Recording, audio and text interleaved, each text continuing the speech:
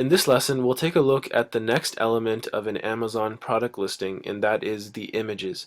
So in the previous lesson, we took a look at the title and how we can optimize the title and put it together based on the keyword research that we did. Now in this lesson, we're going to cover images. And I'm sure if you've ever been on Amazon.com or any other Amazon marketplace, obviously you've seen the images that show up on the left, and you can scroll through them. So there are a total of 9 images that can be filled on any Amazon product listing. It's important that you use all 9 images, okay? So many times sellers don't use all 9 images. They don't even use all 7 images, which are the ones that you see. So the 7 images they actually show up on the listing, and if you click into one of the images, then you'll actually see all 9. So the requirement here, I recommend you to use all 9 images, but especially the first 7 are extremely important because that's what the consumer sees on the page. Next, your main image should be on pure white background. This is a requirement by Amazon themselves. Okay, so your main image, specifically your main image, has to be on a pure white background. Also, the size of the image should be at least 1,000 by 1,000 pixels. So if you don't know the size of your image, or you're trying to figure out how to see how many pixels by how many pixels an image is, you can simply open it up on your computer, on your device, and you can see the product details, and you can see the image details or image information, and that should give you the size. You can also open it up using a program such as Photoshop to easily get the size of the image. You want to make sure that the final size of the image that you're using for your listing is at least 1,000 by 1,000. The reason this is important is because when a consumer hovers over the image, then it should zoom in on its own. So when a person hovers over the image, it should zoom in on its own, and that is actually known to increase conversions on the page because they are able to see the product images in a much closer, much better, clear way, and that leads to better conversions. People will actually buy your product more if your images are nice, high quality, and they can zoom in automatically. And finally, your product should fill the majority of the image. So I believe it's somewhere around 80 or 85% of the image itself should be filled by your product. Okay, so you shouldn't have this huge white space, and the product itself is so small. Obviously, that's kind of implied that your product should really cover most of the image. That's a requirement by Amazon as well, and that should become kind of common sense. Obviously, you want to highlight and take up as much space as possible of the image by your actual product. So let's look at the different types of images that you can use to really optimize your listing. Number one, product packaging. I mentioned this and I'll mention this again. I emphasize this so much. Your product packaging is so important, and it can be such a huge differentiator, and it can set you apart from your competitors, and it can allow you to position your brand and your product as a premium product and brand just by the look of the packaging. The consumer may not even look at or may not even see inside your packaging and the actual product, but if the packaging is nice from the outside, right, then they will think that it's a really nice product as well. Okay, so the statement, judging a book by its cover, everyone does it, especially with products. The nicer it looks on the outside, the nicer people feel the product is in the inside, and the more they're willing to pay for it. And the best part is that not many sellers do this still. Even though there are many sellers out there that are doing this now, optimizing their images, they still don't use this tactic of putting their packaging as their main image. I recommend that you do that as your main image. The next type of image you can use is simply the front of your product. So you just take a picture of the front of your product, and that is an image that you can use.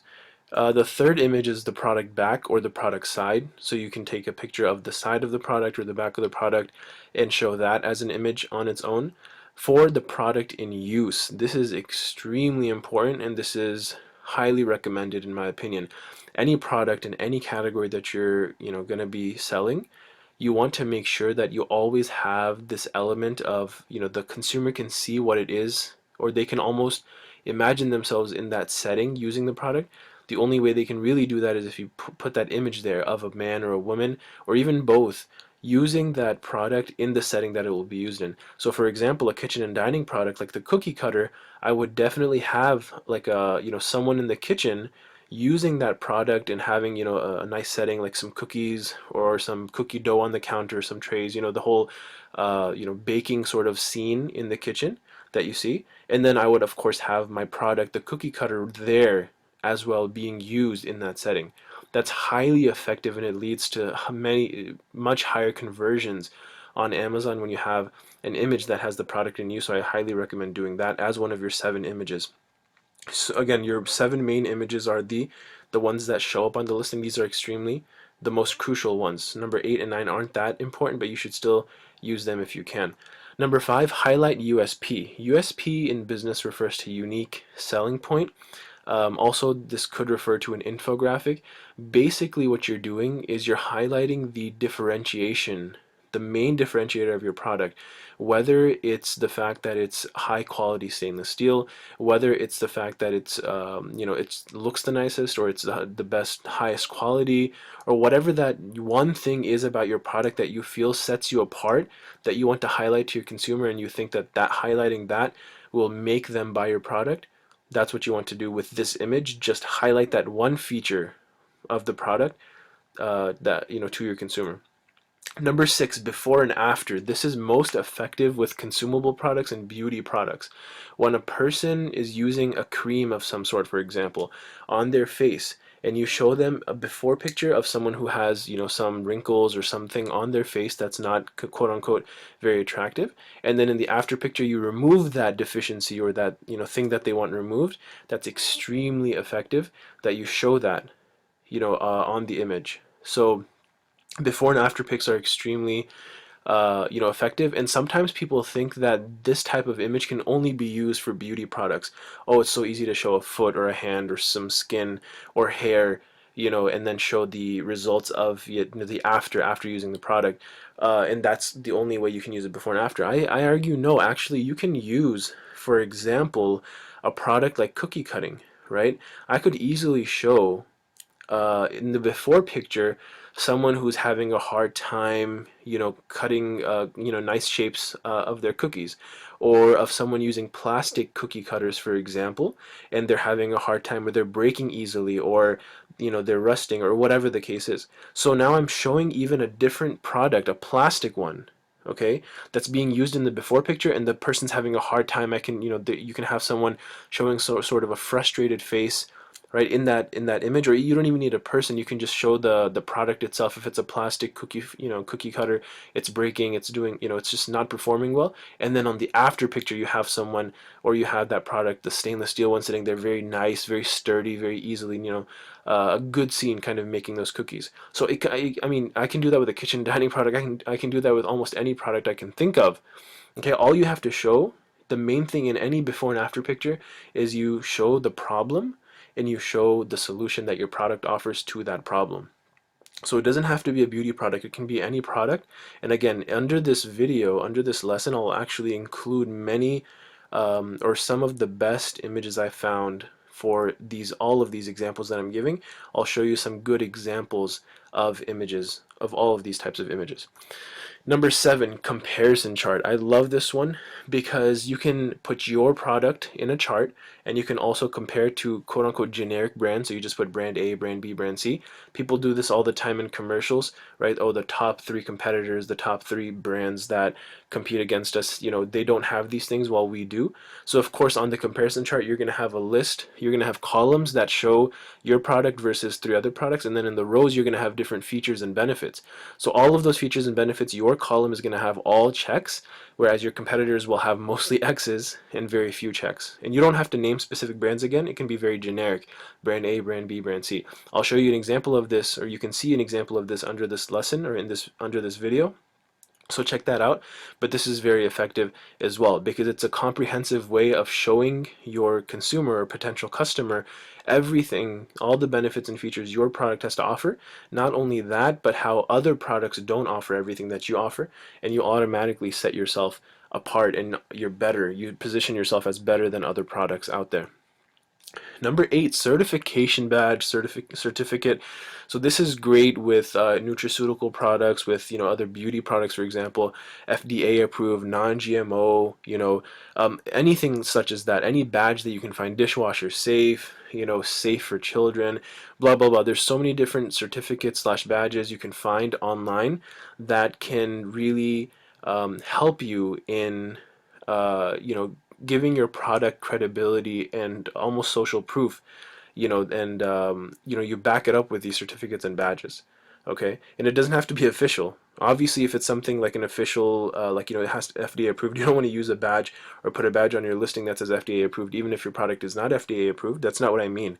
What I mean is that you can find for something like, for example, dishwasher safe. There's a big difference between just putting the text dishwasher safe in like the bullets or in the description versus putting that like a badge. You can go to Google Images and you can type in dishwasher safe badge, right? And you can actually maybe even find a badge that you can put in as part of one of your images, right? And if you have enough badges like dishwasher safe, high quality stainless steel, durable, whatever, high quality guaranteed, like these types of things that you can find badges for, put all those badges on one image and you'll see what I mean. There's an example of an image below this video that you can see that highlights this, that you can use simply. Even made in the USA itself can be a badge on its own, or not even if you're making it in China. Obviously you don't want to put made in China, that's not seen as something quote unquote good, but if you say quality tested in USA, maybe you can have that.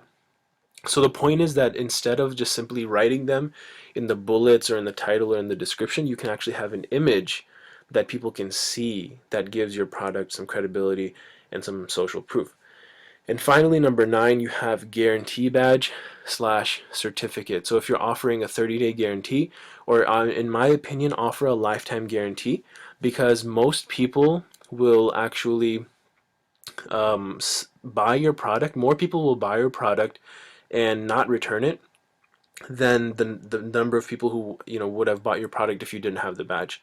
Okay, so you're gonna get better conversion rates when you offer something like a 1-year guarantee or a lifetime guarantee than the number of people that are gonna buy it and return it and actually use that guarantee. Okay, hopefully that makes sense. So it's always good, even if you think, oh well, what if they come back to me in 6 months and get it? That's fine. But if an extra 50 people buy your product in a month, because of that guarantee, and 2 of them decide to use it at some point, versus if you'd never had that guarantee and you never had those 50 people buy your product, obviously it's much better to get those 50 and only have 2 returns, or only have 2 people that you have to give a second product to as part of that warranty or guarantee. Okay, so hopefully that makes sense. So these are the 9 main types of images that you can have on your listing. Okay, and the 7 of them should be the ones that you really focus on, and that you really no image, in my opinion, should be the same or should be similar to the other. Every one of your images should be so unique and so good that it really makes the consumer, makes the potential customer want to buy your product. Okay, also about images. For taking images, there are 3 options. Number 1, you can take the images yourself. I've done this. Okay, I just feel more comfortable doing my own images for whatever reason. I need to outsource that task, honestly. And you can take them yourself too. It's just time consuming, but again, you save some money there. Okay, all you need is a white poster board, a camera, and some lights, and you're pretty much done, and you just take those pictures. Okay, so that's the first option, is to take them yourself. Number 2, the second option, is to get someone to take the images. So if you know a friend or a family member who's a photographer who knows how to take pictures really well, they can do that for you. The third option is to actually send it to someone on Fiverr. So there are people not only on Fiverr but on other sites that you can send your product to. So literally you ship them your product. So that's part of the fee, is to give them a free product. The second part of the fee is to actually pay them on Fiverr whatever they require or whatever they're asking for. And in return, they'll actually take those images the way you want, very high quality. They have their own camera, they have their own materials and everything. And they take those pictures and they send them back to you electronically. So that's the third option. And that's probably what I would recommend doing. Unless you really know design and photography yourself, or you know someone closely, is to just go online and find people. And I'll actually give you a couple of links to people on Fiverr who I've had good experiences with, either taking or enhancing pictures.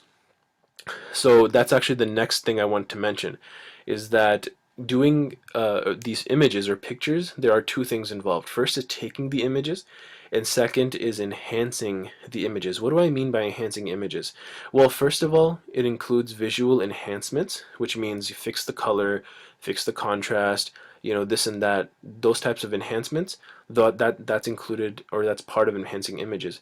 The second part is to have a pure white background. So no matter what image it is, if there is space that is not taken up by the product or by whatever the elements of the image itself, and it's kind of a background, then you want to make sure it's white. It's pure white. Okay, so a lot of times you take an image with a white background, if you have a white poster, for example, and it looks white, but it's not pure white. You need someone to enhance it to really make it pure white. And until you actually see the difference between, a normal image with a white background and then an image with an enhanced pure white background, you will not know. You will not think what a difference it can make and how much better the enhanced image can look with the pure white background and with the visual enhancements. Okay, so that's very important. That's the second part of enhancing images. And then the third part is to add shadows, add reflections, etc. And you'll see that in some of the images that I've included below is shadows, you'll see reflections and all that. Obviously that's not part of the image itself when you take the picture, right? So you add that, like you add that through software such as Photoshop and whatnot. And of course, people on Fiverr, the designers, anyone you hire can actually do that for you. Okay, so that's what's included in enhancing images. Okay, so to recap, we covered images in this lesson. Number one, we talked about the requirements of images on Amazon product listings. Number two, we talked about the different types of images that you can have and different examples of images that you can have. Okay, and finally, we talked about taking and enhancing images and what the three options are for taking images and how you want to make sure that however you take those images, you want to make sure that you have them enhanced by someone who has experience enhancing images. Okay, so now let's move on to the next product listing element, which is bullets.